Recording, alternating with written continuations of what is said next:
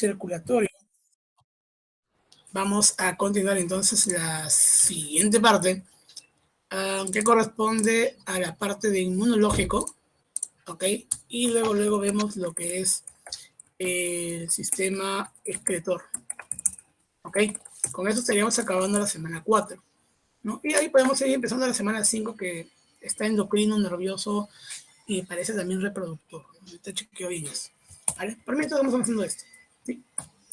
La parte de inmune, pues no hay mucho detalle que mencionar, excepto, bueno, obviamente el significado, que bueno, se llama inmunológico. Inmune viene a ser, ¿no?, el conjunto de estructuras, tejidos, células, ¿okay?, que se encargan de la defensa del cuerpo, ¿no? Que se encargan de la defensa del organismo. Bacán. Básicamente, pues creo que la mayoría que entiende que pues aquí encontramos a los glóbulos blancos, ¿cierto? ¿No? Lo primero que uno piensa cuando hablamos de defensa del cuerpo son justamente glóbulos blancos, pero no es lo único, obviamente. De esta manera vamos a diferenciar el sistema inmunológico en dos tipos: el sistema inmunológico llamado pasivo y el otro llamado activo, ¿no? Pasivo o natural, activo o artificial. ¿De acuerdo? Escribe bien, Héctor. Artificial. Perfecto. Diferencias rápidas, pues bueno, el pasivo se encuentra en todos los organismos, absolutamente en todos. El artificial es algo propio de vertebrados, nada más. ¿De acuerdo? El pasivo natural decimos de que no presenta memoria. El artificial o activo sí presenta memoria. ¿Qué significa lo de memoria? La memoria inmunológica se refiere a el hecho de, literal, recordar cada infección que hemos tenido durante nuestra vida. ¿Ok? El pasivo natural no recuerda eso. El activo sí. Recordamos hasta la primera gripe que nos dio cuando hemos nacido, por ejemplo. ¿Sí? Si el primer día de nacimiento, en pleno parto, entró una bacteria a hacer desmadre en el cuerpo, el sistema inmunológico activo lo recuerda. ¿Ok? Vale, entonces, sí, rápidamente podemos decir esas dos cosas. Ahora, en el pasivo natural, vamos a detallar de que aquí podemos encontrar, por ejemplo, las barreras. ¿Ok? Barreras. Las barreras pueden ser de diferentes tipos, ojo, químicas, físicas o incluso humorales. Por ejemplo, las barreras físicas más conocidas que podemos mencionar es nuestra piel. ¿Nuestra piel nos defiende? Claro que sí. Por ejemplo, frente al ingreso de bacterias, ¿no? Nos protege frente al calor, nos protege frente a mucho frío, cosas por el estilo. Nos protege, claro que sí. Cáscaras, ¿no? Por ejemplo, en el caso de los huevos, en el caso de las frutas. Exoesqueleto, en el caso de los insectos, en el caso de artrópodos, arácnidos, crustáceos. Para el caso de las plantas tenemos, por ejemplo, la cutícula,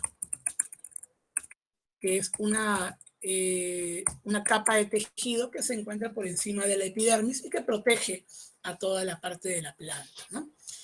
¿Qué más podríamos mencionar como barrera física? A ver, piel, casca, exoesqueleto, cutícula, escamas, ¿no? En el caso, por ejemplo, de reptiles, peces, ¿no? Y así otras más.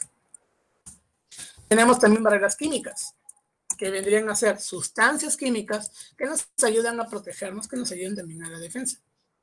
¿Ok? De esta manera, por ejemplo, podríamos mencionar a la mucosidad, ¿no? El mucus que tenemos, por ejemplo, en las fosas nasales, ya que tenemos en la pared digestiva, ¿ok? Podemos hablar del cerumen que tenemos, que se formula cada rato en el oído, ¿cierto? En la oreja. Esa cerilla que tenemos ahí, eso, por ejemplo, se llama cerumen y nos ayuda también a manera de defensa, ¿no? Aunque no lo creas, ese cerumen ayuda a que ningún insecto tome como hogar tu oído. Sí, suena gracioso, ¿no? Pero literalmente, un insecto ve un orificio en tu cabeza, un orificio con una temperatura adecuada, ¿no? Con oscuridad, todo lo necesario para crecer y desarrollarse, él hace su casa ahí, sin ningún problema. Sin embargo, gracias al cerumen, esto se evita. ¿Ok? Eso se evita. ¿Vale? Muy bien. Acá. Un momento, por favor. Un momento. Vale, entonces, tenemos químicas, mucus, cerumen, podemos hablar también de saliva, podemos hablar también de lágrimas, ¿ok? Podemos hablar incluso, a ver, mucosidad, cerumen, saliva, lágrimas, ¿ok? El ácido clorhídrico en nuestro estómago, claro que sí, etcétera. ¿De acuerdo? Todo eso ayuda también como sustancias químicas que ayudan a la defensa del cuerpo, ¿ok? Muy bien. ¿Qué más?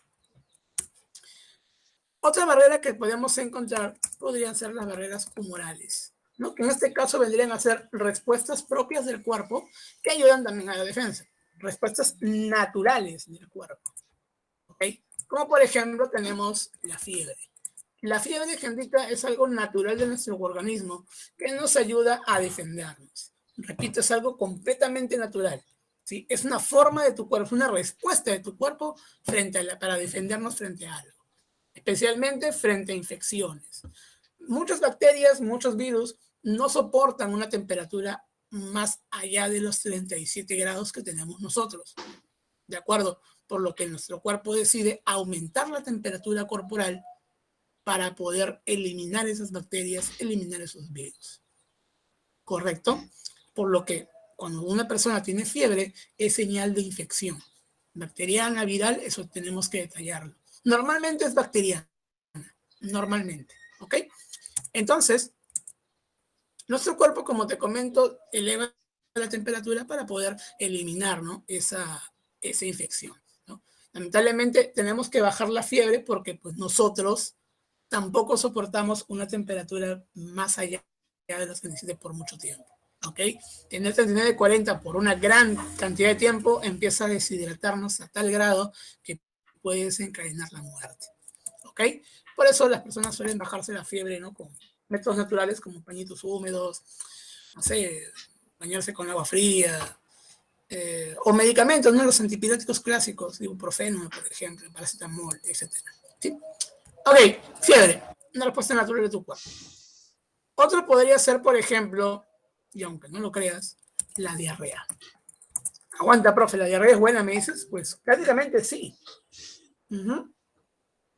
Una diarrea, gente, se produce cuando en tu sistema digestivo, puede ser estómago, puede ser intestino delgado o grueso, hay algo que no puede avanzar, algo que está aturado, algo que no puede ser absorbido, algo que no podemos eliminar rápidamente.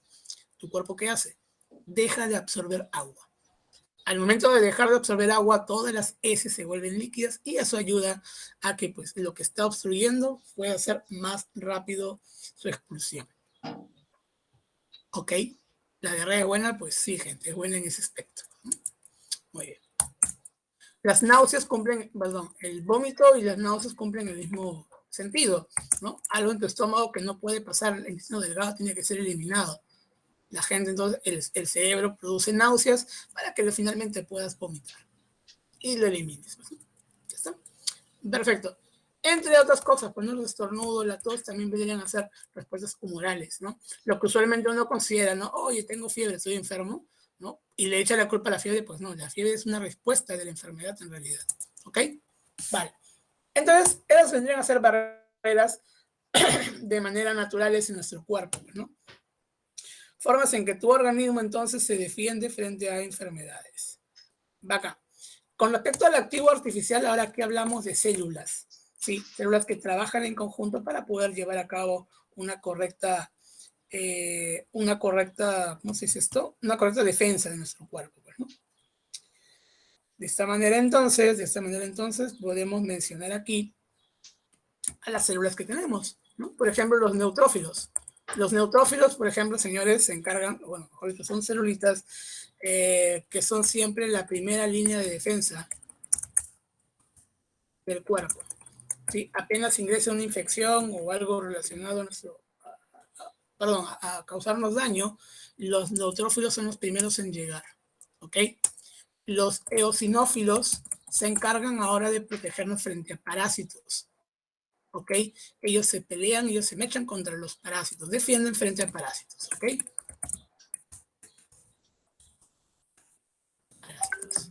Muy bien, perfecto.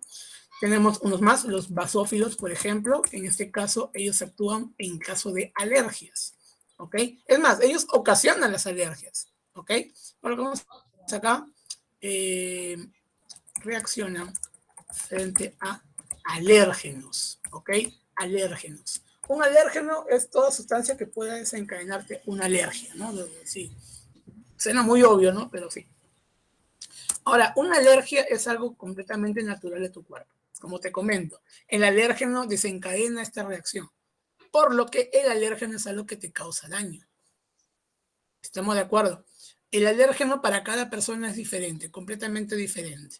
Hay personas que son alérgicas al chocolate, alérgicas al polvo, a la pelusa de ropa, ¿no? Al pelaje de los animales, o de cierto tipo de animales, a moluscos, ¿no?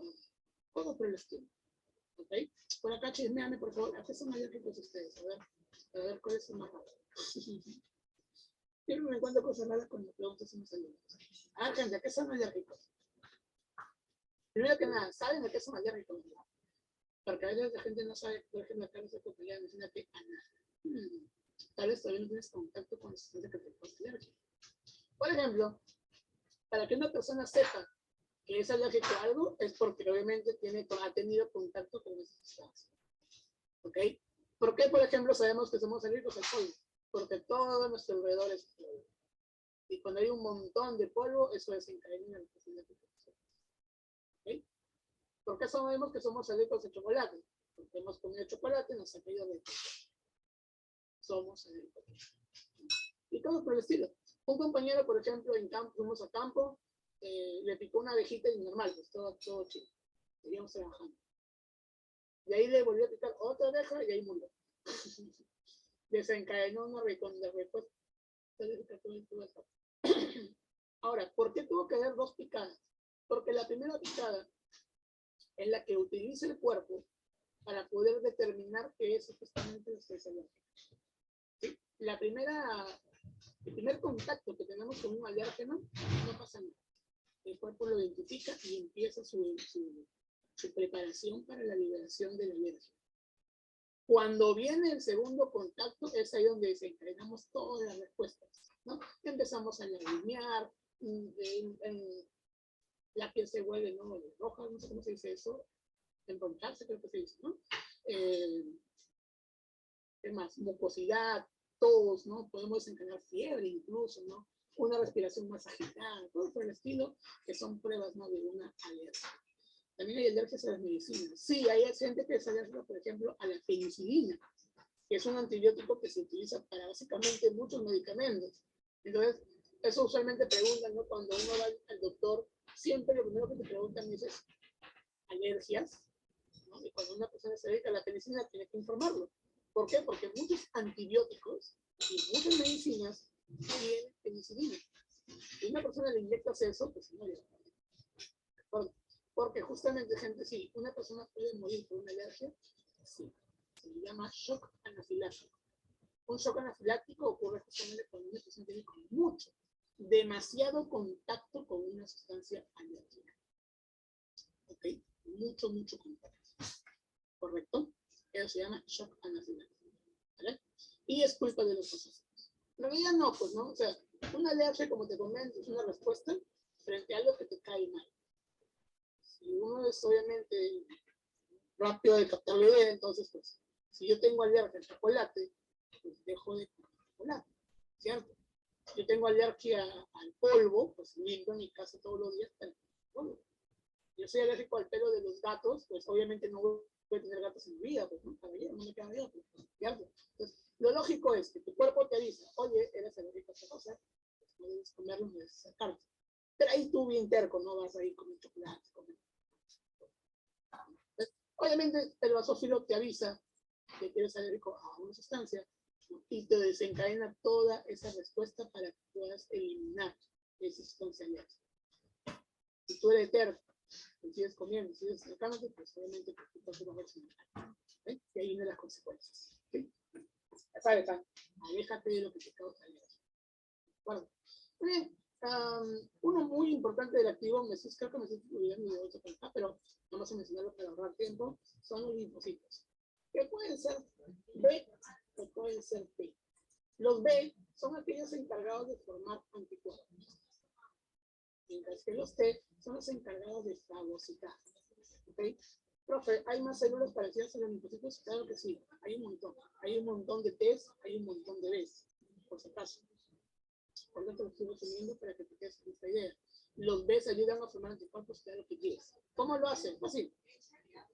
Viene un patógeno, viene algo que causa daño, y el linfocito B se encarga de reconocer.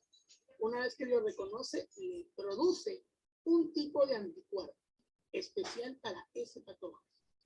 ¿Correcto? Solamente para ese patógeno y se acabó. ¿Sí? De tal manera, entonces, de que pues, hay un anticuerpo para específicamente cada patógeno que nos hemos usado en nuestras vidas.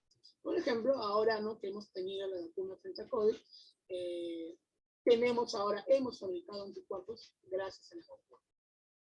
Bueno, y pues obviamente ahora que, por ejemplo, una persona que hoy en día se enferma o ha tenido contacto con una persona con COVID, pues ya no tiene las consecuencias que tenía al inicio de pandemia, ¿no? Eso hay que resaltarlo bastante. Entonces, chicos, esa es la importancia, ¿no?, de la formación del anticuerpo. Los T se encargan de fagocitar, o sea, de eliminar por completo a ese patógeno, ¿no? Si es una bacteria, pues el T simplemente lo engulle, por así decirlo, y se lo come. Literal, ¿no? Si uno ve una lámina o ve un video, entendería rápidamente de que lo que hace el T es comerse. Se come la bacteria, se come el virus, se come lo que sea. ¿Sí? Pero ese acto se llama fagocitosis. ¿De acuerdo? ¿Sí? No se lo come en realidad, como que lo engulle, lo mete a su completo. Así es.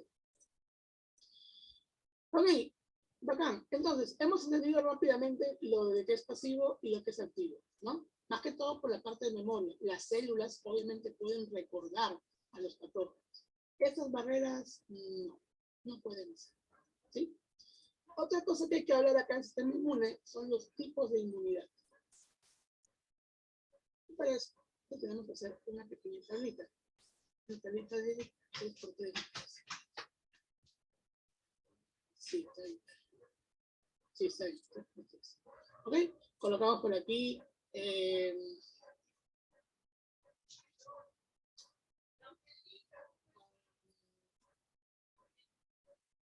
Ok,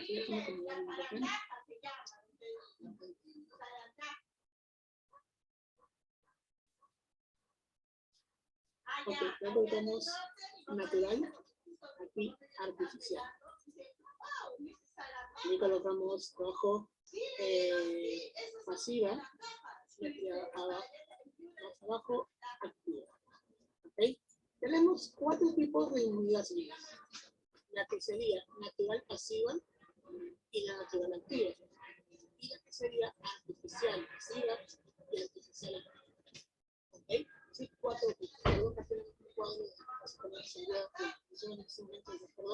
porque deberían hacer los cruces, ¿no?, de ambos tipos de inmunidad. Cuando hablamos de una natural, cuando la producción de anticuerpos, o mejor dicho, los anticuerpos que vamos a recibir, son de nuestra misma especie. Colocamos aquí, anticuerpos de la misma especie, o producidos en el mismo organismo. ¿Ok? Cuando hablamos de artificial, cuando los anticuerpos son producidos fuera del organismo o es de otra especie. Perdón, déjame ordenarlo, discúlpenme. Anticuerpos de otra especie, ahora sí tiene sentido, perdón, o producidos fuera del organismo. Vale. ¿De acuerdo? Cuando hablamos de pasiva, cuando recibimos anticuerpos. Cuando hablamos de activa, cuando producimos anticuerpos. ¿Ok? De hecho, esto voy a cambiarlo de orden, ¿ya? Voy a poner activa arriba y pasiva abajo, ¿vale? Ya le copiaste, perdón. No hay problema, solamente ten cuidado al momento del cruce de información, ¿sí? Repito, activa primero, pasiva acá, ¿sí? Para todos los dinámicos. Vale, producimos anticuerpos, recibimos anticuerpos. Chévere. Cuando hablamos de una natural activa, aquí, justamente acá, natural activa, ¿cuándo hablamos de eso? En este caso mencionamos cuando una persona se enferma. ¿Ok? Colocamos acá. ocurre una infección. ¿Vale? Ocurre una infección. ¿Qué significa esto? Por ejemplo, una persona tiene que haberse enfermado para que pueda tener una inmunidad de tipo natural activa. ¿Ok? Repito, una infección para que tengas natural activa. ¿De qué manera? Por ejemplo, si yo nunca tuve COVID, pero de la nada me enfermo, pues ahora tendría anticuerpos producidos por mí mismo, ¿sí? Por mi propio individuo, por mi propio cuerpo, básicamente, mi propio individuo, ¿cierto? Y es activa porque mis propias células están produciendo anticuerpos. ¿Ok? ¿Alguien me los está dando? No. Yo mismo los estoy produciendo. Mis propias células trabajan para fabricar los anticuerpos. Y es natural. ¿Por qué es natural?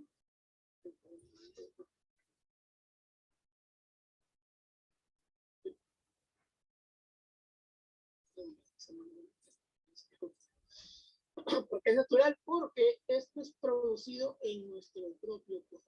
Entonces tiene que ocurrir una infección para que pueda desarrollar natural activa. ¿Cuándo sacamos un natural pasiva? Cuando recibimos esos anticuerpos. ¿Y por qué decimos que es natural? Porque son de nuestra misma especie. ¿Okay? Son de nuestra misma especie. Por ejemplo, lactancia materna. Nuestra madre, cuando nos dio de lactar de pequeños, nos dio una gran cantidad de anticuerpos. Nos dio sus anticuerpos. ¿Ok? Es por ese motivo de que, pues, cuando un bebé nace, un recién nacido, sale del mundo, en un primer instante choca con una gran cantidad de patógenos que están a su alrededor. ¿Sí? ¿Por qué no se enferma en el acto? Porque nuestra madre nos brinda anticuerpos en la primera vez. ¿Ok? Y así poco a poco van desarrollando un poco de inmunidad, que es reforzada gracias a las vacunas. Ese es justamente un punto en los cuales las antivacunas se ponen y lo toman con mucho énfasis. Están equivocados. Ellos mencionan, ¿por qué voy a vacunar a mi niño si naturalmente por lactancia ya le doy anticuerpos? Ahí donde el biólogo entra le hicieron la... No. Recibe anticuerpos, sí, es cierto, pero son muy poquitos, muy ligeros. Para prevenir la enfermedad debe vacunar. ¿Dónde explícale eso de antivacuna? No, que no, que no. ¿De acuerdo? Entonces, gente, ya sabes, ¿sabes? ¿Le das anticuerpos al pequeño cuando le das de lactar? Sí, pero muy pocos. Tiene que ser reforzado con sus vacunas. ¿Ok? Y ya sabes, natural activa, cuando ocurre una infección, te has enfermado. ¿Vale? Ok, vamos a la artificial. Artificial activa. Aquí entramos justamente al tema de la vacuna. Una vacuna es justamente el ejemplo perfecto para activa artificial. ¿Por qué motivo? Porque lo que te están dando a ti son justamente... Perdóname, espérate. Sí, está bien. Te están dando en este caso al microorganismo. El concepto de vacuna, señores, es una sustancia que contiene al patógeno debilitado. ¿Ok? O en su defecto contiene parte del patógeno o contiene alguna sustancia que el patógeno produce. ¿De acuerdo? De esta manera, gente, a ti te están dando la enfermedad. ¿Ok? Profe, ¿me están enfermando entonces? Sí, básicamente sí. Por ejemplo, ahora con el caso del COVID, a nosotros nos están dando, aunque pero depende de la marca de la vacuna en realidad, pero que supongamos que es la clásica de todas, la clásica de todas las vacunas. Nos están dando un fragmento de lo que es el virus del SARS. ¿Ok? ¿De acuerdo? La vacuna es eso, gente. Un fragmentito del virus del SARS. Profesor, ¿me están enfermando? Sí, pero es un pequeño fragmento. Cuando ese pequeño fragmento llega a tu cuerpo, tus glóbulos blancos se manchan, lo reconocen y lo atacan. ¿Le van a ganar? Claro que le van a ganar. Porque es un pedazo de fragmento, es un fragmento nada más. ¿Ok? Es un pedacito nada más. Entonces le ganan, le recontraganan y fabrican anticuerpos, que es lo que queremos nosotros. ¿Ok? ¿Sí? En otros casos la vacuna contiene a la bacteria o contiene el virus completo, pero debilitado. Muy débil. En las últimas, por así decirlo. Entonces cuando llega al cuerpo, la bacteria, el virus quiere hacer su desmadre, pero no puede. ¿Por qué? Porque está muy débil para hacerlo. Entonces los glóbulos blancos lo rodean y lo recontragomean, se mechan con él y lo destruyen. ¿Y qué obtienen al final? Anticuerpos. Ahora, ¿eso es bueno? Claro que sí. Porque la próxima vez que el virus o la bacteria ingrese a tu cuerpo, así con todas las ganas de pelear, porque ahora sí está en óptimas condiciones, tu organismo ya tiene las proteínas, ya tiene el anticuerpo para pelear. Y así esa pelea se ve muy reducida. ¿Podrás generar síntomas? Claro que sí. ¿Te vas a sentir mal? Sí, también. Pero no vas a desencadenar tantos síntomas. No vas a desencadenar por mucho tiempo la enfermedad. Por eso, gente, la vacuna es importante. ¿Ok? ¿Sí? Entonces, ¿por qué es artificial? Porque te están dando algo producido en un laboratorio. ¿Por qué es activa? Porque tu organismo sigue produciendo anticuerpos. ¿Ok? En el caso de la artificial pasiva, ahora lo que vamos a colocar aquí, por ejemplo, es el caso de los antídotos. ¿Ok? Un antídoto, por ejemplo, ya son anticuerpos. ¿Sí? Son anticuerpos ya fabricados en otro organismo, usualmente en caballo o en vacas. ¿De acuerdo? ¿Qué ocurre acá, gente? ¿Qué ocurre acá? Lo siguiente, por ejemplo, estás en medio de la selva, caminando por el bosque bien chévere, y de repente ves una serpiente y te muerde. Vas corriendo a la posta y dime, ¿tú crees que el doctor va a esperar a que tu cuerpo se defienda? A que tu cuerpo fabrique, se tome la molestia, ¿no? Trabaje de fabricar anticuerpos. Hasta que eso ocurra, tú ya perdiste la pierna, por ejemplo, o ya perdiste el brazo, o sea que te murió, o tal vez te moriste ya, ¿ok? ¿Qué hace rápidamente el doctor? Te aplica el antídoto, te aplica la cura para ese veneno. El antídoto entonces son anticuerpos, ¿ok? Recorren rápidamente el organismo y tus células lo toman como propias para poder ayudarte a pelear contra ese veneno. Si recibes el antídoto a tiempo, pues obviamente vas a ganar la pelea y sobrevivirás a la mordida de una serpiente, araña, etc. Esos son los antídotos, gente. ¿Ok? Artificial, porque es producido en otro organismo, diferente al tuyo, no es tu cuerpo, ni siquiera es especie. Y es pasiva porque recibes los anticuerpos. ¿Ok, gentita? Entonces tenemos acá este cuadro para explicar los 4 tipos de inmunidad que tenemos. Natural activa, natural pasiva, artificial activa, artificial pasiva. ¿Ok, chicos? Bacán. Preguntas, dudas acerca de los tipos de inmunidad. A ver, te escucho, te leo.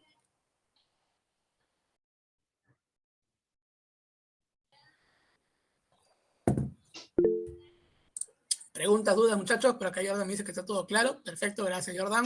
¿Qué dicen los demás? ¿Qué dicen los demás? Todo claro, ¿verdad? Preguntas, gente, no se queden con sus dudas, por favor. Catefi dice que todo claro. ¿Cómo pones esos iconos en tu nombre? Estrellita, bolita. Se ve curiosidad. Vale. Ok, gente, entonces espero que esté todo claro. Si tienes dudas, por favor, déjalos en el chat. Normal, ahorita la leemos, ¿de acuerdo? Bacán. Gente, eso es el sistema inmunológico. ¿Vale? Vamos a pasar a excretor. Vamos a pasar a excretor al toque. Y continuamos. A ver, cuando hablamos de sistema excretor, normalmente la gente piensa en orina. Y habla acerca del riñón, la producción de la orina y bla, bla, bla, bla, bla. ¿Cierto? Pensamos en el sistema urinario, o mejor dicho, en el aparato urinario. ¿Ok?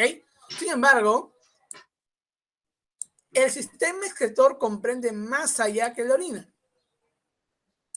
Porque, Porque, ¿a qué te suena sistema excretor?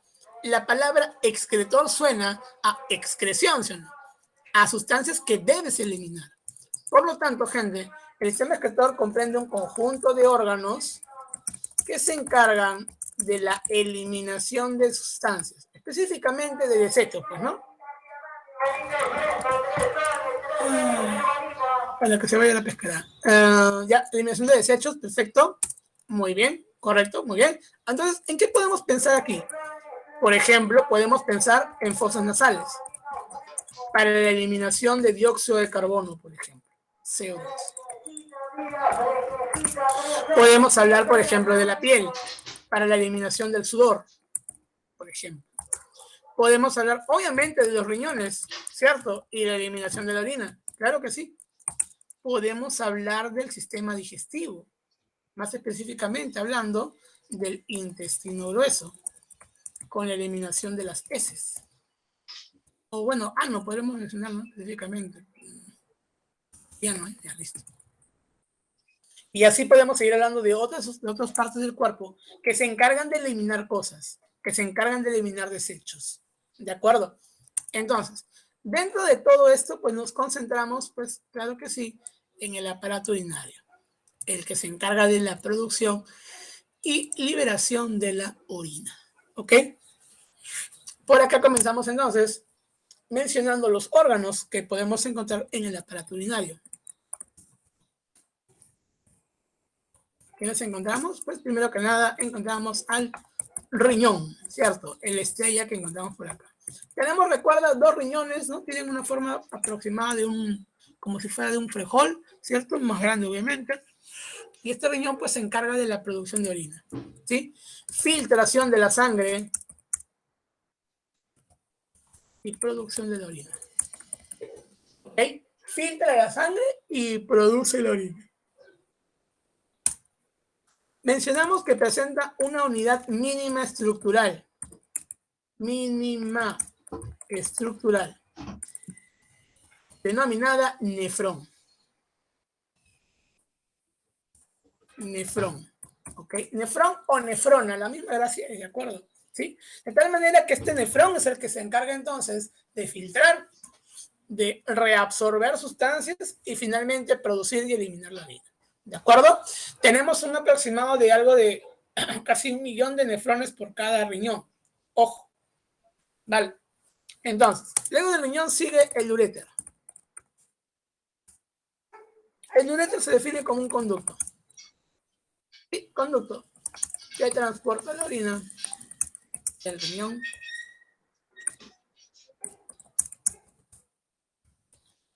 a la vejiga. Siguiente, vejiga.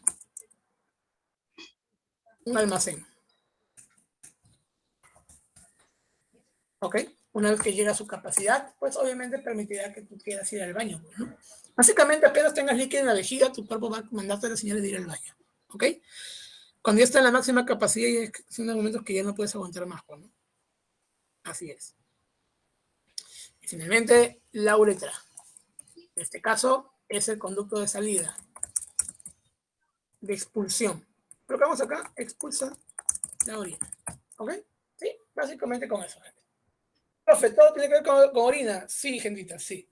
Que por eso se llama aparato urinario. ¿Ok? Vamos a ver un momento del nefrón, porque el nefrón es importante aquí. El nefrón tiene partes, muchachos, tiene partes. ¿Sí? Tiene zonas, tiene partes. Una parte del nefrón muy importante, por ejemplo, es el glomérulo. El glomérulo. El glomérulo es el que se encarga de la filtración. Filtra la sangre. ¿Ok? Nada más, solamente eso. Ojo, el glomérulo filtra, pero a veces se le pueden escapar cosas. Por ejemplo, se supone que lo que se tiene que eliminar es lo que compone la orina principalmente, llamado urea, que es el principal tóxico de la sangre, urea. Por ahí, ¿no? Algunas sales, por ahí puede eliminar agua, se le puede escapar glucosa, se le puede escapar aminoácidos, y son cosas que sí en sí el cuerpo no debe eliminar, ¿ok? Por lo tanto, tenemos una filtración en el llamado túbulo proximal, ¿ok? Túbulo proximal. En el túbulo proximal lo que ocurre es, número 1, la reabsorción de agua, sales, glucosa y aminoácidos. ¿Ok? ¿Qué ocurre en el túbulo proximal? Pues todo lo que el glomérulo ha filtrado, toda esa sangre, va a pasar por el túbulo proximal y es ahí donde a manera de colador, ¿sí? Todo lo importante y lo bueno lo vuelve a pasar a la sangre. Y todo lo que no, pues simplemente lo puede eliminar sin ningún problema. Como te comento, la glucosa es una sustancia muy importante que no podemos darnos el lujo de eliminarla, ¿sí? Nosotros mismos vamos en busca de la glucosa todos los días. Tu desayuno, tu almuerzo, tu cena es consumo de glucosa. Entonces, si quieres aprovecharla, pues no la vas a eliminar, pues no nos conviene, ¿vale? Muy bien, ¿qué más? Siguiente parte se llama asa de Henle. El asa de Henle se encarga de la reabsorción de aguas y sales. Asimismo, la siguiente parte, que es el llamado túbulo distal, hace lo mismo. Chispas. Hace lo mismo, gente. Absorción de agua y sales. ¿Sí? Ya está. Esas son las 4 partes de un nefrón. ¿Correcto? Y por lo tanto, hay que seguir contando lo que se hace para poder producir lo que es la orina. Y en el túbulo distal está formando lo que es la orina. Ya tenemos la sustancia llamada orina. Y listo, gente. De esta manera, entonces, estamos viendo los puntos importantes del sistema excretor. ¿Sí? Porque con eso estamos acabando esta parte. ¿Ok? ¿Alguna pregunta, gentita? ¿Dudas, consultas acerca del sistema excretor?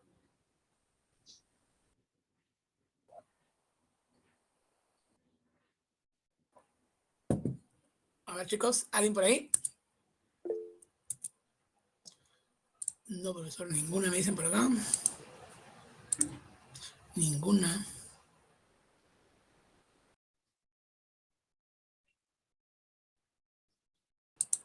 Ok, vale. Listo, gracias. Entonces, hemos visto inmune y excretor, ¿no? Los que nos faltaba de la semana 4, me parece. Y ahora sí podríamos ir a la semana 5. Así que por acá vamos a colocar semana 5. O aparte, aquí mejor aparte. La hoja nueva. Semana 5.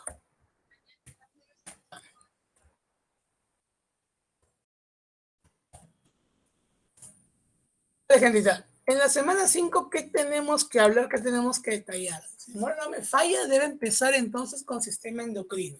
Por lo tanto, lo primero para mencionar son las llamadas fitohormonas. Fitohormonas. Las fitohormonas son hormonas vegetales. ¿De acuerdo? Hormonas vegetales. Como características decimos, número 1, que se necesita muy poquito de ellas. Actúan bajo pequeñas concentraciones. Muy, pero muy poquito realmente. Otra característica es que no... ¿Cómo se dice esto? Un ratito, perdón. No son específicas. Nuestras hormonas animales, ¿ok? Nuestras hormonas animales son específicas de acuerdo con el órgano tejido en el cual van a trabajar. Son específicas en la acción que tienen que desencadenar en nuestro cuerpo. Sin embargo, una hormona vegetal no lo es. Trabaja a nivel de todos los órganos, hoja, tallo, raíz, flor, fruto, haciendo un montón de cosas diferentes en cada uno de los órganos. Por lo tanto, tenemos esas características, ¿sí? No son específicas. Acá, profe, ¿cuáles son? Comenzamos con la más primerita. Comenzamos con la primerita, me encantó. Tenemos acá a las auxinas.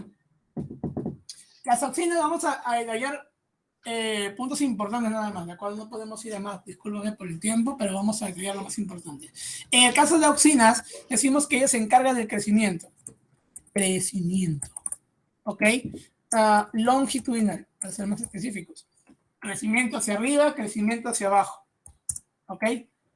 Ahí está. Auxinas. ¿Qué más? Se encargan de generar los tropismos.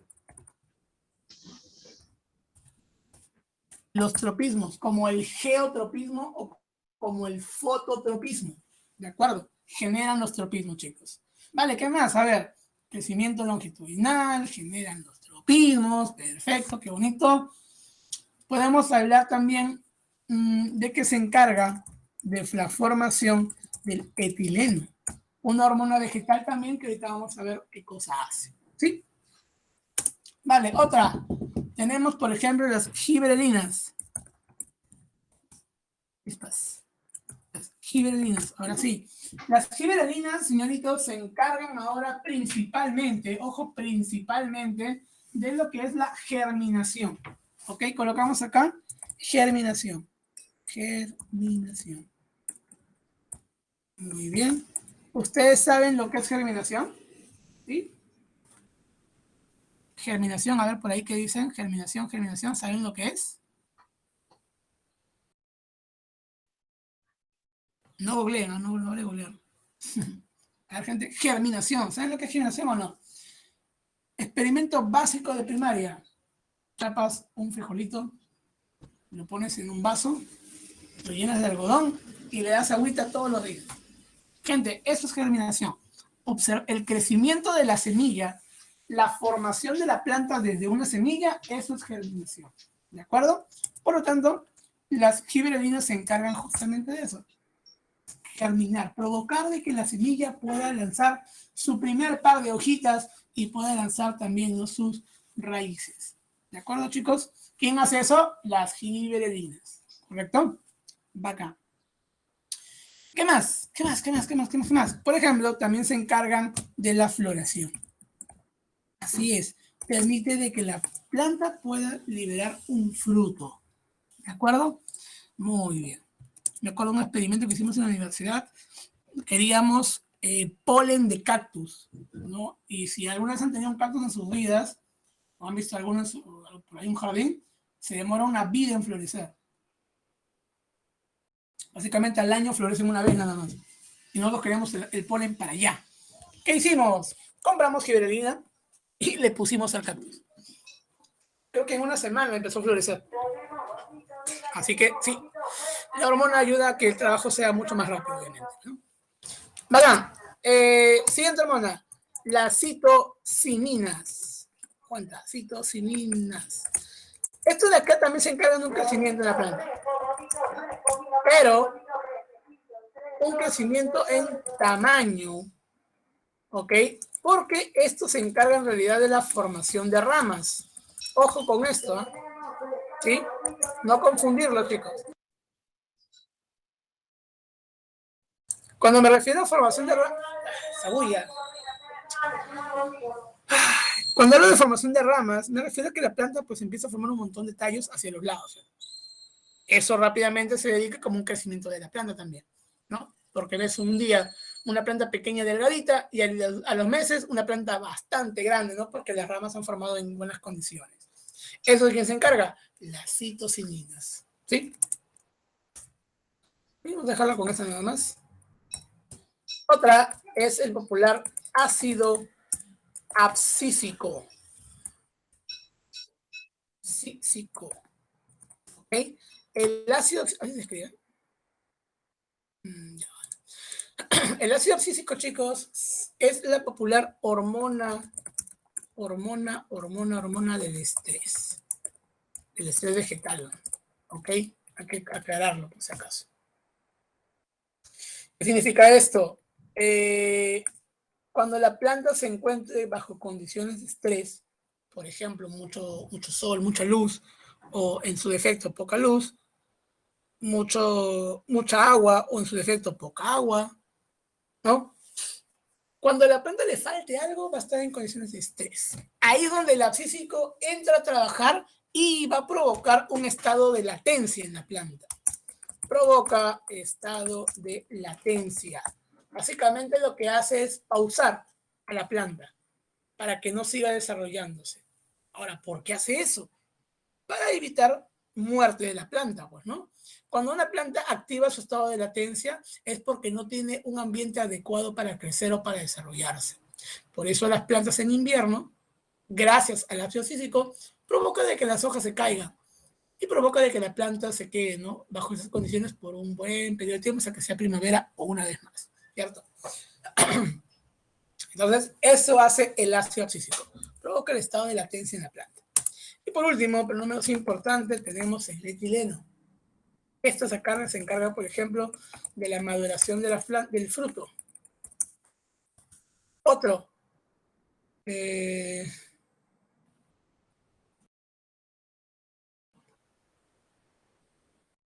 Un toque, me olvidé. Maduración del fruto, sí, maduración del fruto, bien, correcto. Allá. Provoca la senescencia. ¿Qué significa senescencia? Palabra clave para plantas. Envejecimiento.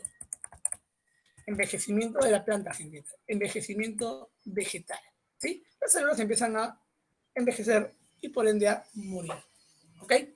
Envejecimiento de la planta. Entonces tenemos 5 fitohormonas, ¿de acuerdo?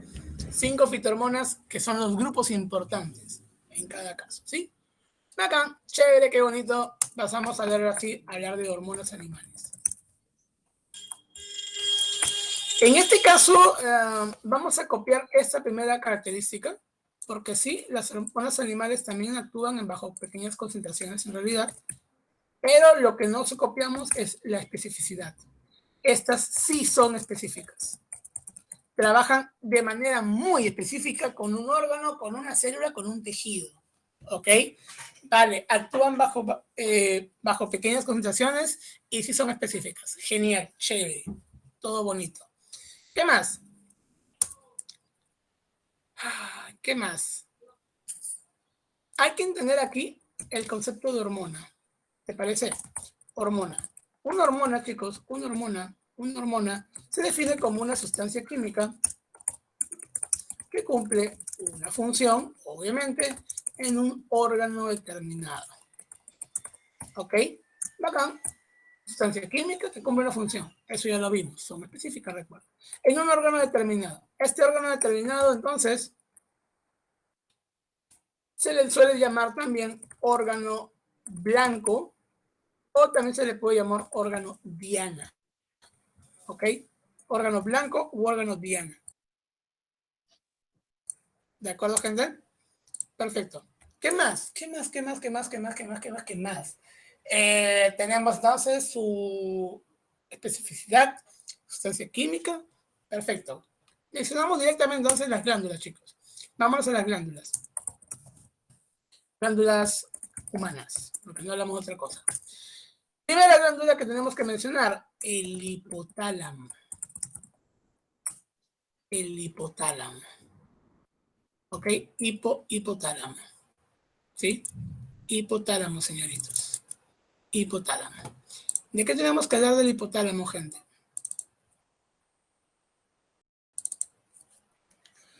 En el caso del hipotálamo, a esta le llamamos la glándula maestra. ¿Ok? Glándula maestra. Controla todas las demás glándulas del sistema endocrino. Otro punto importante del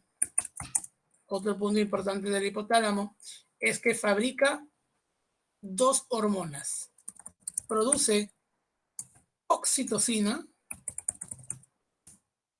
creo con C, no me acuerdo bien. ¿Cómo dices que esta cosa? Sí me olvido cómo se escribe.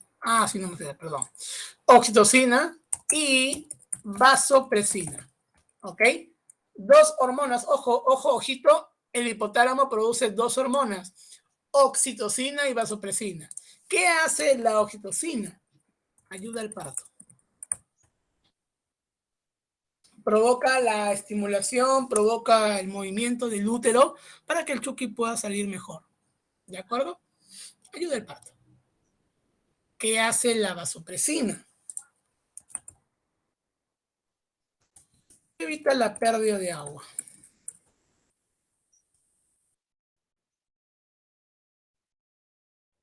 ¿Ok? De tal manera de que el cuerpo no pierda tanta agua y siempre se mantenga estable. ¿Sí? Esa es la vasopresina.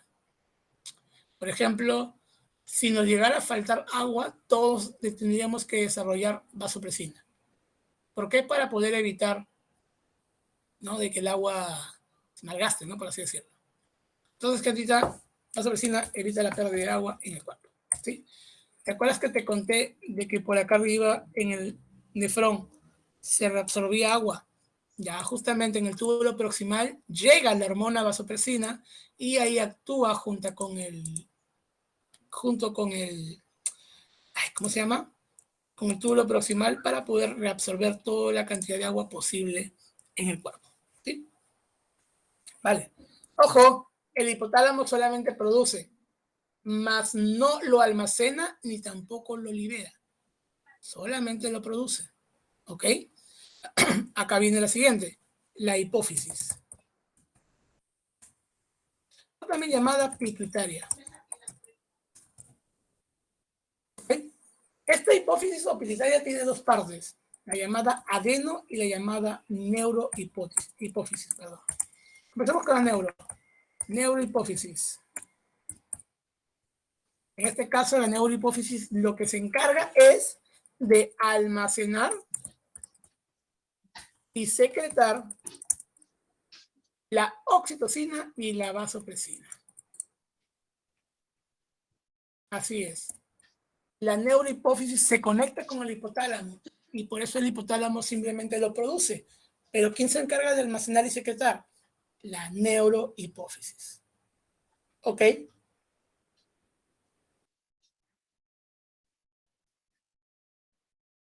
Muy bien. Perfecto. La siguiente que mencionamos es la parte de la adeno.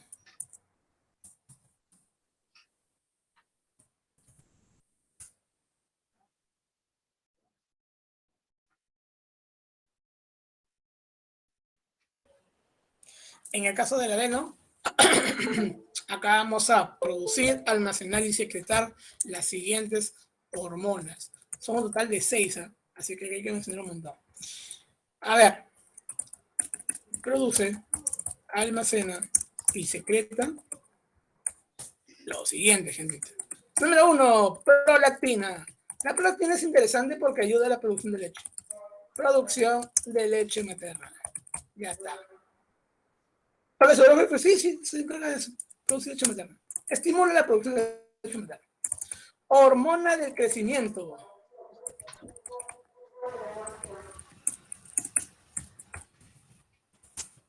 Hormona del crecimiento. ¿De qué se encarga esto? Pues, ¿a qué crece? ¿Qué crece? ¿Qué crece? ¿Qué crece? ¿Qué crece? Crecer, pues no, ¿cierto? Crecimiento de tejidos. ¿Ok? Crecimiento de tejidos. Otro, tenemos por ejemplo a la estimulante de la tiroides. ¿Esto de qué se encarga? Este se va a encargar, por ejemplo, de pues, estimular, ¿no? Estimula, ¿no? La producción, en este caso de tiroxina, ¿no? Que es la hormona por excelencia de la glándula tiroides. ¿Ok? Ahorita que la mencionamos, la detallamos un poquito más. Otra es, por ejemplo, la adenocorticotropa. Adenocorticotropa. Esta de aquí, por ejemplo, nuevamente estimula, ¿ok? Estimula la producción de, en este caso, de hormonas de la corteza suprarrenal. Que también ahorita te voy a contar qué cosa es la corteza suprarrenal, ¿ok?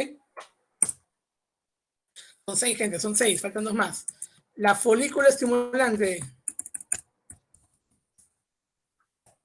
En este caso, esta hormona de aquí se encarga de 2 cosas.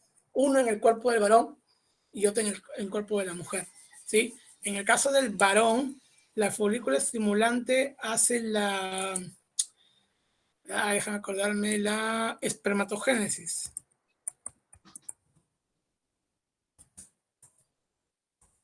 Ojo, este es el caso del varón, ¿eh? Pero, espermatogénesis, perfecto. En el caso de las señoritas, ellos se encargan de la maduración de los folículos, ¿no? Lo literal que dice el nombre. Y la última de la adenohipófisis es la luteinizante. Esto de acá, ¿qué hace? Pues en el caso del varón, estimula, forma testosterona. ¿Ok? En el caso de la mujer, se encarga de la formación del cuerpo lúteo y la posterior ovulación. ¿Sí? Formación del cuerpo lúteo y ovulación. ¿Ok? Bacán. Entonces, chicos, ahí tenemos la prolactina, hormona de crecimiento, estimulante de la tiroides, adenocorticotropa, folículo estimulante y luteinizante como parte de la adenohipófisis. Ojo, la cual forma parte obviamente de la glándula más grande que se llamaría hipófisis, ¿no? Y la cual, pues, no, como ya vimos hace un ratito, se divide en esas dos zonas, neuro y adeno. ¿Ok? Muy bien, chicos. ¿Hasta acá tenemos alguna pregunta? ¿Dudas, chismes?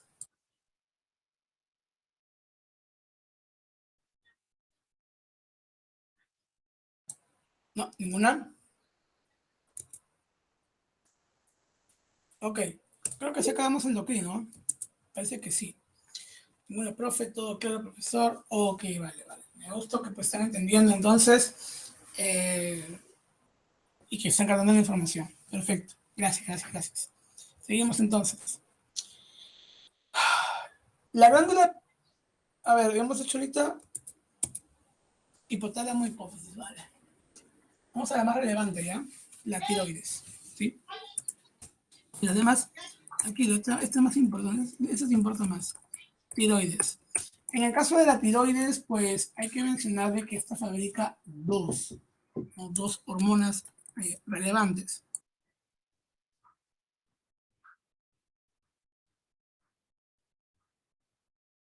La primera, perdón,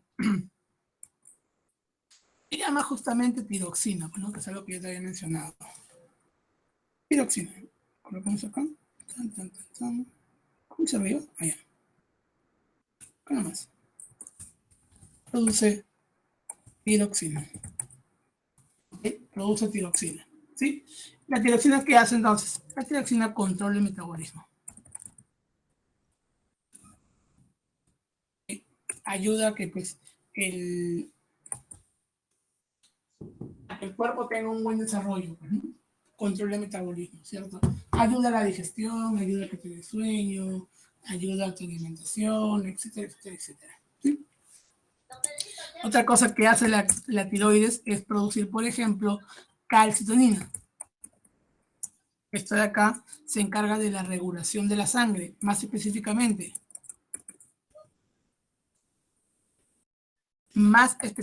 hablando, se encarga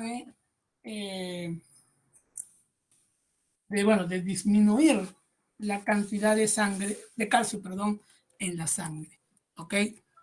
Reduce el calcio en la sangre. Ya está. Siguiente punto, la paratiroides. Paratiroides, la cual entonces ahora vamos a notar que va a fabricar una hormona llamada produce paratormona. ¿Ok? Paratormona. ¿Y sabes qué hace la paratormona? Pues también se encarga de regular la sangre. Perdón, ni acá he puesto regulación de la sangre, más Monse, discúlpame. Regulación del calcio en la sangre, ¿sí? El calcio en sangre. ¿Qué se encarga de hacer? Reduce. Sí, ya para yo no redundar, perdón, ¿ya? Ahí está, la reduce. Entonces, ¿qué hace la paratormona? Lo mismo. Regulación de calcio en sangre, solo que ya no la reduce. Hace lo contrario. Aumenta, chicos. Aumenta el calcio en la sangre, ¿de acuerdo? Aumenta el calcio en la sangre. ¿Sí? Bacán, chévere, qué bonito. Entonces te das cuenta de esa relación entre la tiroides y la paratiroides, ¿verdad? Mientras que la tiroides reduce el calcio en la sangre, la paratormona lo que hace lo contrario, aumenta ese calcio en la sangre. ¿De acuerdo? ¿Sí? No te vayas a olvidar, ¿eh? No te vayas a olvidar. Siguiente glándula.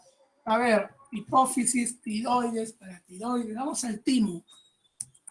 Timo. El timo produce timosina. Es el nombre de su hormona. Timosina. En este caso, la timosina, ¿qué hace? La timosina se encarga de madurar los glóbulos blancos. Madura los linfocitos.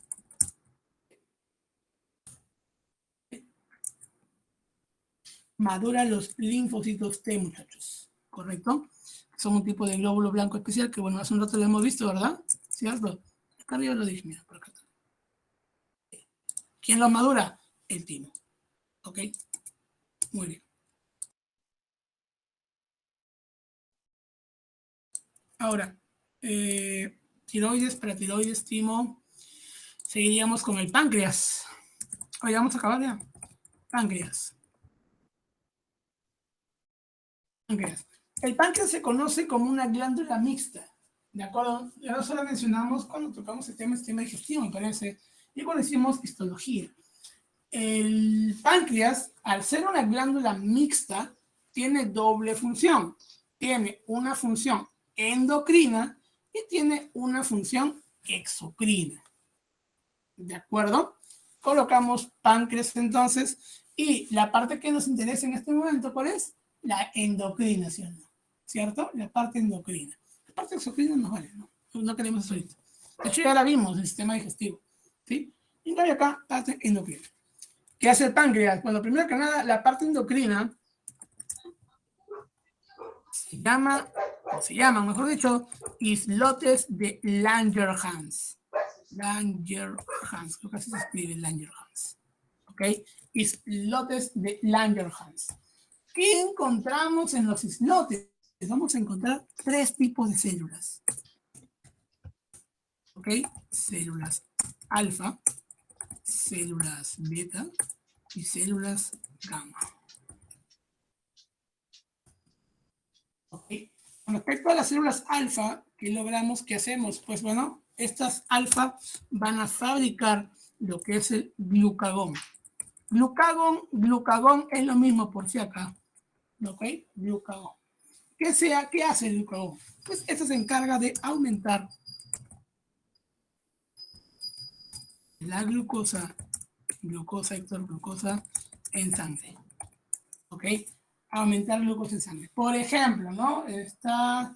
No has tomado desayuno hasta el momento, no estás esperando el almuerzo, tal vez tu lonche, ¿cierto? Y pues, bueno, igual tu cuerpo sigue despierto, ¿sí?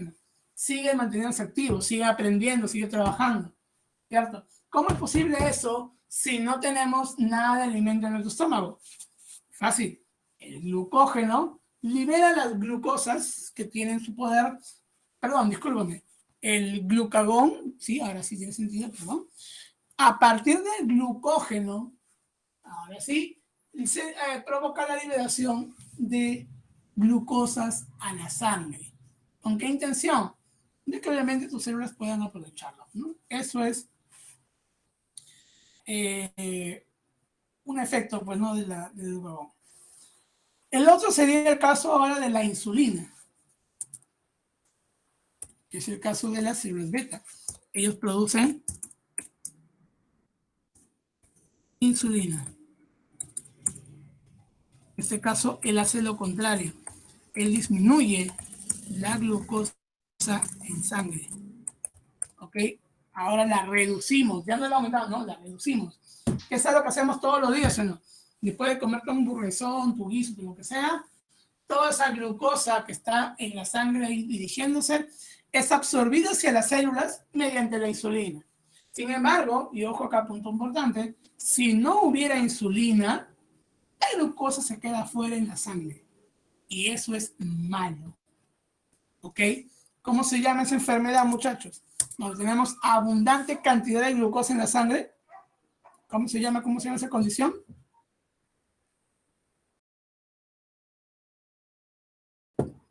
A ver, yo sé que sí sabes. ¿Cómo se llama? Mucha glucosa en sangre, gente.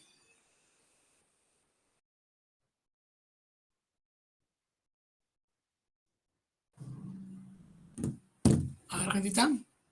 ¿Están ahí? Hola. Condición en el cuerpo en el cual tenemos una gran cantidad de glucosa en la sangre, gentita. Ahí está. Muchas gracias, señor Fernando Félix. Así es, diabetes. Correcto. Muy bien. La diabetes normalmente ocurre, ¿ok? Normalmente porque hay un montón de diabetes de tipos diferentes. Cuando tenemos justamente una falta de insulina. ¿Ok? Nuestro cuerpo no produce lo suficiente y por lo tanto tenemos un montón de glucosa en la sangre. ¿Vale? Eso es lo que ocurre normalmente. En otros casos, el cuerpo no fabrica insulina. Y eso conlleva que pues, la glucosa se acumule. ¿Ok? Otros casos es cuando ahora la glucosa de por sí no puede ingresar a la célula. Hay insulina, claro que sí, pero la glucosa ya por defecto no puede ingresar a la célula, ¿vale? Eso es un caso ya más extremo ya, de lo que pueden darse también. Entonces, ahí está, gente. Células alfa, células beta, glucagón, insulina. Las células gamma producen algo diferente, somatostatina. Esta se encarga de regular tanto al glucagón como también a la insulina. Regula el glucagón y a la insulina. ¿De acuerdo, Candida? Regula a ambos para que siempre estén en un nivel adecuado en condiciones del cuerpo, ¿no? Por ejemplo, en las mañanas, recién despiertos, no tienes que comer, tienes que concentrarte rápido a tu clase, el glucagón empieza a activarse para que puedas tener glucosa libremente en la sangre y todo chill, ¿cierto? Pero si acabas de comer un gran banquete, tienes un montón de glucosa en la sangre, ¿qué te conviene más? Tener insulina para poder bajar esa glucosa a nivel de la sangre. ¿Ok, gente? Entonces, tener mucho cuidado con esas dos hormonas que son contradictorias una de las otras. En este caso, entonces, la somatostatina se encarga de que en ambos se encuentren a una cantidad similar para que no ocurra ningún tipo de problema. ¿Ok? Chicos, ese es el páncreas, ¿de acuerdo? Una glándula mixta, como te comento, ¿no? La cual tiene una zona endocrina y una zona exocrina. ¿Vale? Muy bien. La siguiente y ya última, me parece, sí, la última ya, es la glándula suprarrenal. La glándula suprarrenal lo que hace ahora es tener dos partes, una zona de la llamada corteza y una zona llamada médula. Zona cortical, zona medular. ¿Ok?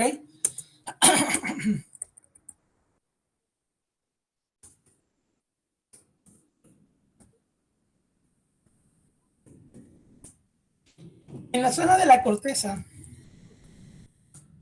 ¿ok? En la zona de la corteza, esta glándula va a poder formar tres tipos de cosas, ¿ok?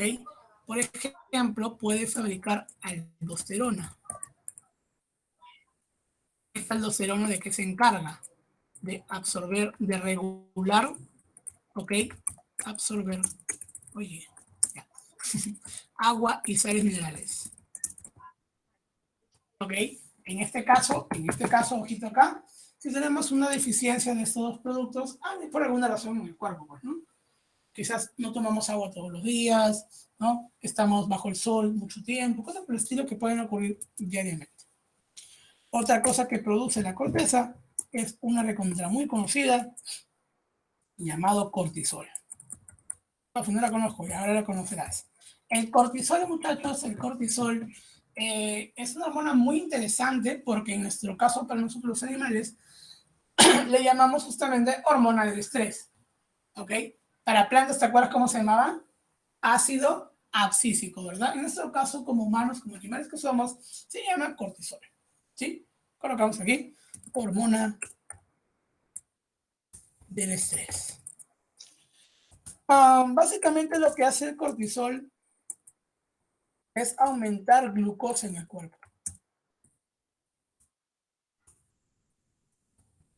Ahora, ¿por qué?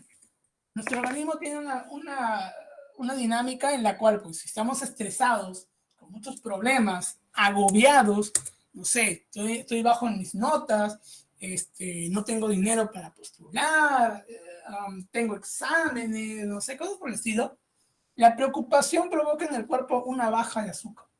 Entonces, ¿qué hace nuestro organismo para poder ayudar? Aumenta el azúcar. Y el cortisol se activa en ese momento. Automáticamente nuestra glucosa empieza a recorrer nuestro cuerpo para poder cubrir esa falta, ¿no? Metabólicamente hablando no sentimos ninguna diferencia, ¿de acuerdo? Pero nuestro cuerpo se siente ya más, entre comillas, relajado, ¿ok? Es por eso que a veces una persona cuando está ansiosa come, porque sentimos la baja de azúcar en ese momento, ¿ok? Ahora, ahí va el otro punto. Si tú aumentas glucosa en el cuerpo, tu sangre empieza a llenarse de glucosa. por lo que automáticamente vas a activar el páncreas y vas a empezar a generar más insulina, ¿ok? Lo cual en un momento llega un punto en que se equilibra y todos felices y contentos. ¿De acuerdo? No pasa nada, todo chévere, te despreocupaste y todos happy. Sin embargo, si esa glucosa sigue en tu sangre y se mantiene por buen rato ahí, entonces ahí viene el problema, porque nuestro cuerpo, ya sabes, creo que te lo comenté la vez pasada, tiene un mecanismo de, entre comillas, deshacerse de la glucosa que nos es perjudicial. Primer punto, ¿podemos eliminar glucosa del cuerpo? No. ¿Podemos gastarla en energía? Sí, eso podemos hacerlo. Entonces, cuando tú comes, por ejemplo, una buena cantidad de glucosa, tus células la aprovechan. Bacán, qué chévere, qué bonito. Si te sobra, se guarda en forma de glucógeno para casos de emergencia. Si aún así te sobra, el cuerpo no lo va a eliminar. ¿Qué es lo que hace el cuerpo? Lo convierte en ácidos grasos, lo cual termina siendo grasa que se va a tu cuerpo. Por esos motivos, gentita, una persona a veces puede subir de peso netamente por ansiedad, por depresión o por cosas por el estilo. Y no es porque coma cada rato, no, es simplemente porque su propio metabolismo lo quiere ayudar, pero sin embargo no es lo ideal, pues no es lo adecuado.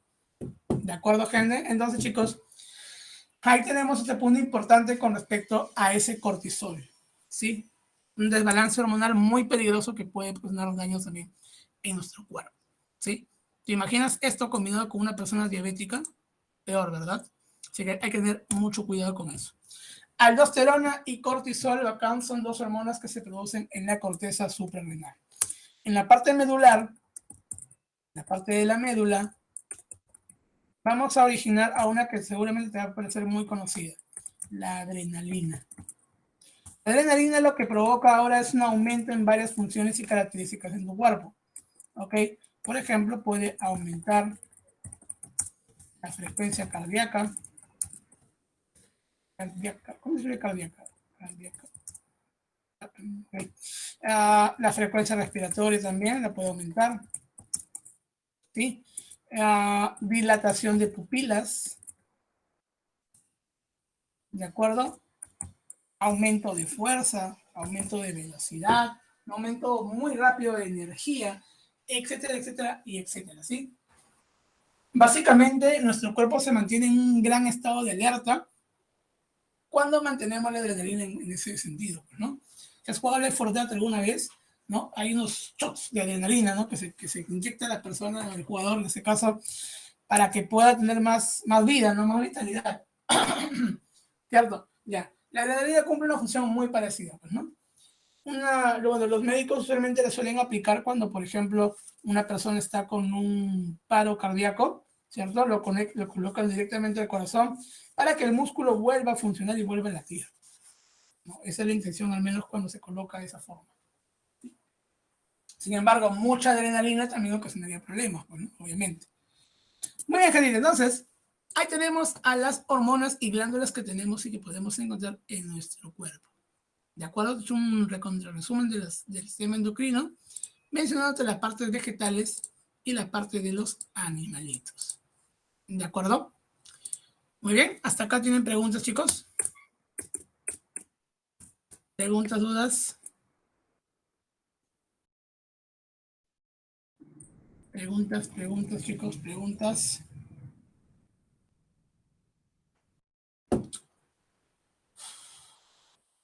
¿No? ¿Todo claro?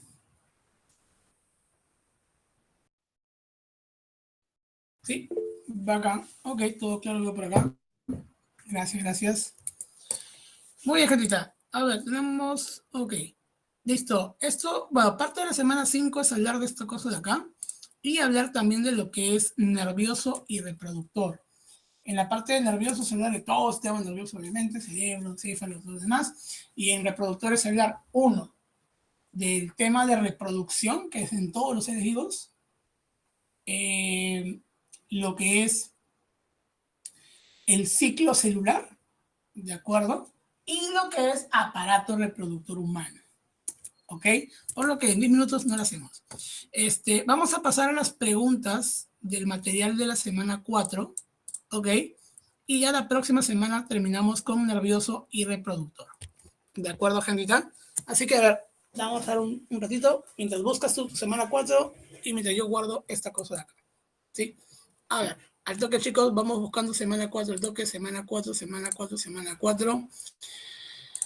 Y yo tengo por aquí nomás, creo. ¿Dónde está semana 4? Por acá está, espérate. Semana 5. Semana 5, semana 5. Semana 4. Tan, tan, tan.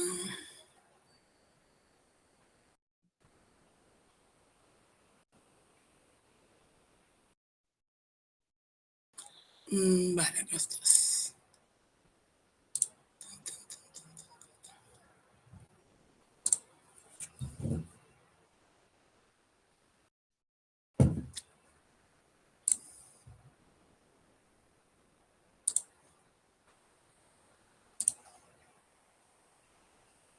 Muy bien. Y biología está el último.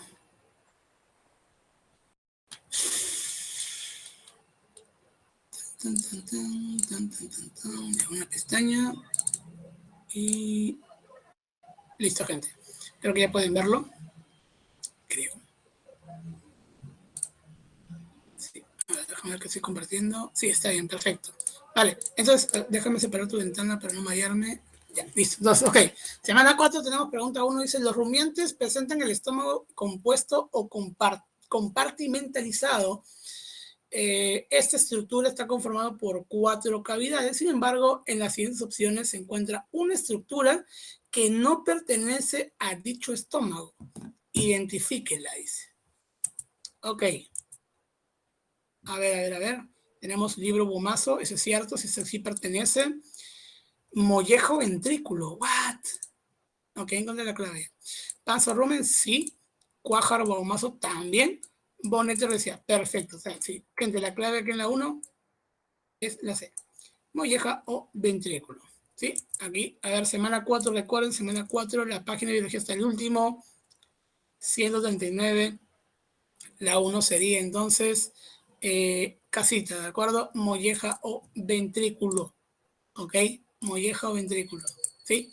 Eso no forma parte de las cavidades en la vaca. O bueno, en los rumiantes en general. ¿Sí? Ok, número 2. Dice, las partículas alimenticias quedan englobadas en una vesícula al interior de la célula y los lisosomas vierten enzimas en esta vesícula, formando una vacuola digestiva en la que se realiza la digestión química de los alimentos. Una vez degradados, los nutrientes atraviesan la membrana de la vacuola y se incorporan al citoplasma celular. Tomando presente la serie animada Bob Esponja, ¿cuál de los siguientes personajes presentará el tipo de digestión mencionado anteriormente? Ok, Bob Esponja, Cangrejo, Calamargo, la señora Po y Arenita. No sé por qué imaginé a Kung Fu Panda con un vestido. Ok, entonces, ¿cuál sería, gente? A ver, están hablando de partículas alimenticias en una vesícula. Básicamente están hablando de una digestión intracelular. ¿De acuerdo? Recuerda, por favor, la de la semana pasada. Una digestión intracelular. Intra, dentro de las células. A ver, ¿Arenita es un mamífero? No. Señora Po, o que señora Po, supongo, es un, qué sé yo, un pez globo, ¿no? Entonces, no, es un vertebrado, no. Calamardo, perdón, es un molusco, no tiene eso, ¿sí? No. Los cangrejos es un crustáceo tampoco. ¿Quién es? Ahí está, muy bien, Jonathan, gracias. Es Bob Esponja, así es. Al ser una esponja de mar, tiene una digestión intracelular. De acuerdo, chicos, no se olviden, ¿no? Entonces, pregunta 2, clave A. Bob Esponja. ¿Listo? Vámonos a la 3. Al escuchar sus clases de biología, Neptali, su que tal nombre, recuerda y compara a los moluscos, tiburones, anélidos y a las aves, siendo estos dos últimos los más parecidos estructuralmente a la hora de procesar sus alimentos. Ah, ya sé por qué. ¿Qué características son parecidas en aves y anélidos? Ah, qué fácil. Ok, creo que te mencioné, ¿no? Sistema digestivo en animales, ¿sí? Aves y anélidos tienen estructuras parecidas. A ver, todos tienen estómago, Los dos primeros tienen rádula, dice. Ok, mira, ojo, ¿ah? Te mencionan dos primeros cuando la pregunta va, ¿qué características son parecidas en aves y anélidos? Cuidado con eso. Ok, ¿qué más? Presencia de esófago, buche y molleja. Ay, está, qué bonito. Los tres últimos tienen ano, no tiene nada que ver. Todos tienen digestivo incompleto. No. ¿Cuál es la clave? Casita.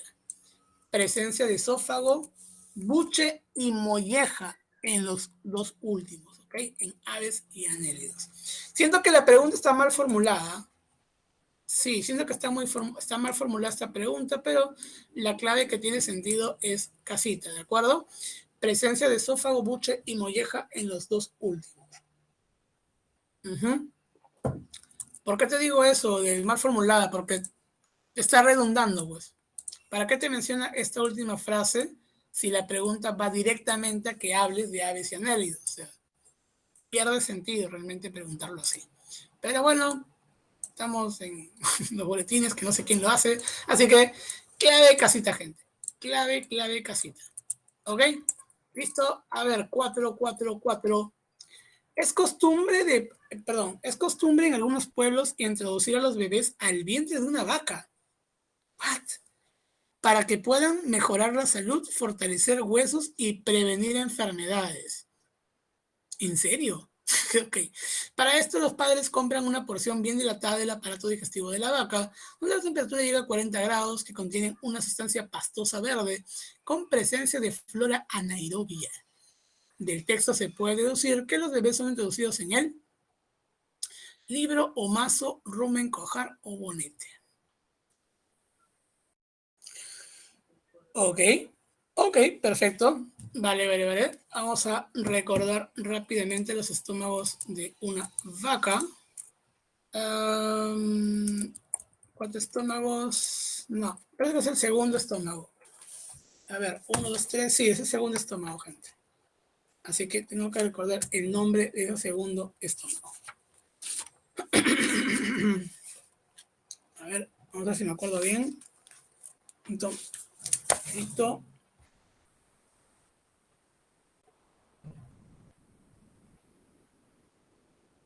Sí, el segundo estómago, que se llama bonete o redecilla. Acá tenemos la clave C, bonete, gente. ¿De acuerdo? Bonete. En el bonete es donde va toda la materia para, ¿cómo se dice esto? Para poder trabajarlo con los microorganismos. Una vez que ha ocurrido eso, regresa a la boca para que vuelva a ser masticado. ¿Sí? El acto de la rumia en los rumiantes, ¿no? Como una vaca, por ejemplo, es una segunda masticación. ¿Sí? El producto vegetal es tan duro o tan difícil de digerir por parte de los vertebrados que pues necesitamos de bacterias para poder trabajar eso. Te lo mencioné, ¿verdad? Cuando hablamos de la simbiosis con nosotros, en el intestino grueso tenemos bacterias que degradan justamente celulosa. La vaca, un rumiante, tiene 4 cavidades y justamente en el bonete es donde vamos a encontrar esas bacterias que le ayudan a degradar la celulosa. ¿Ok? 4, señores, clave casita. Bonete. ¿Sí? Bonete. 5 y nos fuimos.